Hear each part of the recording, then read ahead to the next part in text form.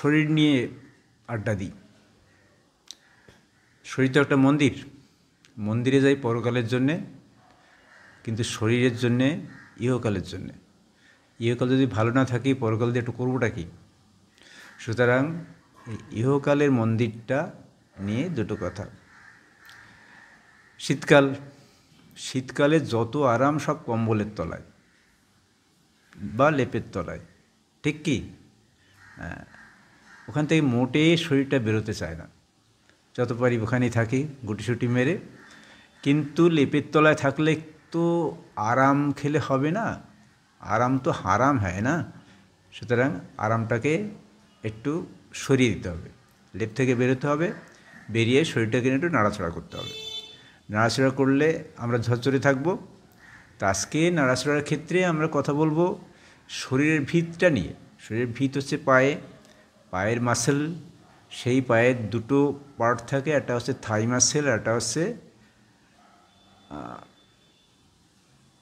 Calf muscle. সুতরাং আজকে আলোচনা কাপ মাসেল নিয়ে।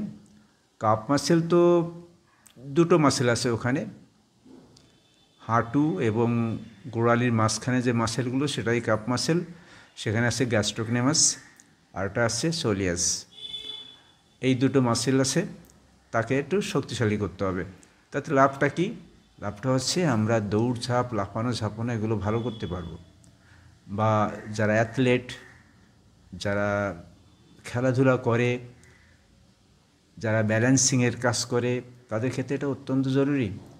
আর বয়স্কদের ভারসাম্য রক্ষায় এটা খুব কাজে লাগে। সুতরাং এই এক্সারসাইজটা আমাদের করতে হবে। কীভাবে করব? সোজা হয়ে দাঁড়াবো, তারপরে হাতটা সামনে রাখি, সাইডে রাখি, যেভাবে রাখি না কেন, রেখে গোড়ালিটা মাটি থেকে উপরে তুলব। গোড়ালিয়া মাটি থেকে উপরে তুলব। তো গোড়ালিয়া মাটি থেকে উপরে তুলে 1 সেকেন্ড 2 সেকেন্ড রাখবো, তারপরে আবার নামাবো, আবার তুলবো, আবার নামাবো।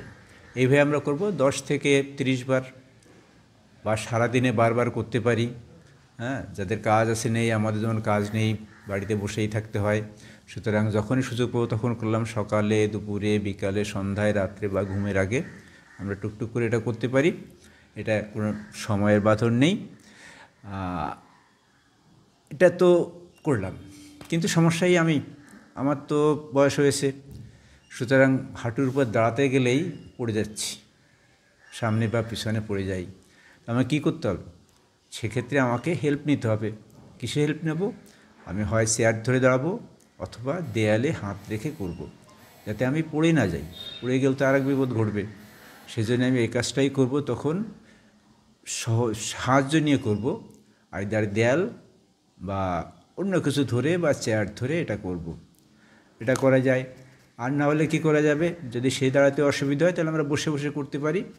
চেয়ারে বসবো, কাঠের চেয়ারে বসলাম, বসে এমনভাবে বসতে হবে যাতে হাঁটুর অ্যাঙ্গেলটা, হাঁটু আর থাইয়ের যে অ্যাঙ্গেল, সেই অ্যাঙ্গেলটা মোটামুটি 90 সমকোণে থাকে, 90 ডিগ্রি। এটা একটু দেখতে হবে। পায়ের পাতা মাটিতেই থাকবে। মাটিতে থাকলে আমরা কি করলাম? এবার ওখান থেকে ওই অবস্থায় তুলতে হবে। তুললাম, ওই অবস্থায় পায়ে তুললাম, কিন্তু আবার নামালাম। কিন্তু এটা করতে গেলে যেটা হয় সেটা হচ্ছে,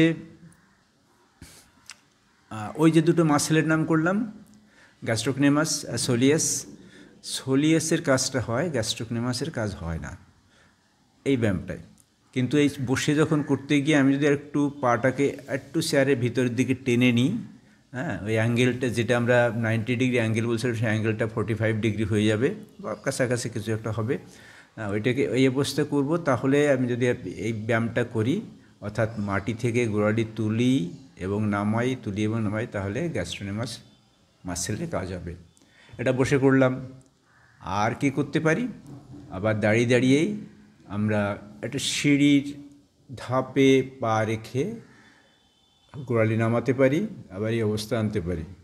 তুললাম, নামিয়ে নামাতে নামাতে ওই যে সিঁড়ি বা যে উঁচু জায়গা তার জাস্ট নিচে একটু গেলাম, রেখে আবার এসে এই পজিশন। এটা হচ্ছে একটা, অর্থাৎ মাটি থেকে থেকে তুললাম, টোয়ের উপর ভর দিয়ে ট্রলিতে আবার নামাতে নামাতে নামাতে নামাতে ওই সিঁড়ির থেকে একটু নিচে গেলাম, নিচে গিয়ে আবার পজিশনে আনলাম। এটা হচ্ছে একটা। এরকমভাবে আমরা করব। ওই করার নিয়ম ওই 10 থেকে 10, 15, 20, 30 যেমন আমাদের সুবিধা হয় সেরকম। এটা করলে আমাদের এই মাসেলগুলো শক্তিশালী থাকবে, আমাদের দৌড়াতে, হাঁটতে, চলতে, ব্যালেন্স রাখতে সুবিধা হবে। সুতরাং আরামকে দূরে সরিয়ে এই কাজটা একটু করতে হবে আমাদের যদি করতে হবে, আমাদের মন্দির যদি আমরা পরিষ্কার না রাখি, পরিচ্ছন্ন না রাখি, তাহলে কে আর রাখবে? দোষারোপ কার? হ্যাঁ, আমি কোথায় পাবো, মালি কোথায় পাবো যে মন্দিরে আসো ঝাড়পোছ দাও? ঝাড়পোছটা তো আমাকেই দিতে হবে। শরীর নিয়ে ভালো থাকার কথা বললাম, আড্ডা দিলাম। ভালো থাকুন। আর আপনার যদি কোনো সাজেশন থাকে অবশ্যই জানাবেন। তাহলে আমরা একমত হয়ে কাজ করতে পারবো। আমার তো শেখার আছে কিছু, আমি কিছু বললাম আর আপনি মেনে নেবেন তা তো হয় না। আপনিও কিছু বলুন, আমিও কিছু বলি, মন্তব্য করুন। মন্তব্য করলে আমাদের লেনদেনটা হবে। আর সাবস্ক্রাইব করুন। সাবস্ক্রাইব যদি করেন, কিছুই না, তো ওতে কোনো ক্ষতি নেই। তো আপনি যদি এটা টাচ করবেন, সাবস্ক্রাইব করবেন, আমার একটু লাভ হবে, আমার একটু সংখ্যা বাড়লে আমি একটু উৎসাহিত হব। ভালো থাকুন, সুন্দর থাকুন। নমস্কার।